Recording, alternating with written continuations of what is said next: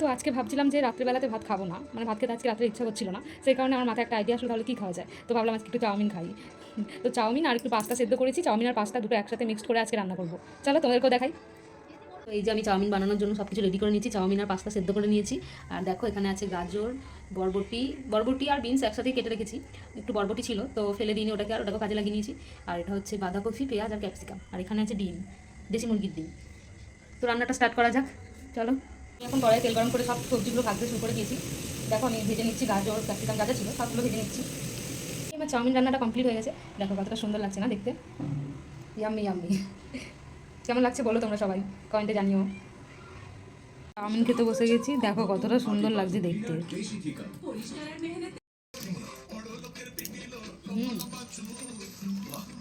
Tasty, বড় হাতে খেলে আরো বেশি টেস্টি লাগে, এটা কিন্তু সত্যি কথা।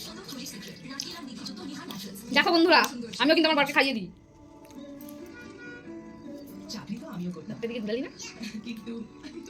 তো তারপরে কিন্তু আমি নিজে হাতেই চাউমিন খেয়ে নিচ্ছিলাম। আর বড় আমার পাশে বসে চাউমিন খাচ্ছিল, ভীষণ টেস্টি ছিল চাউমিনটা। আর এতে কিন্তু কালকের ব্লগ আমি আজকে এডিট করে দিয়েছি। তো আজকে ভিডিওটা কেমন লাগলো সবাই জানিও। Tata bye.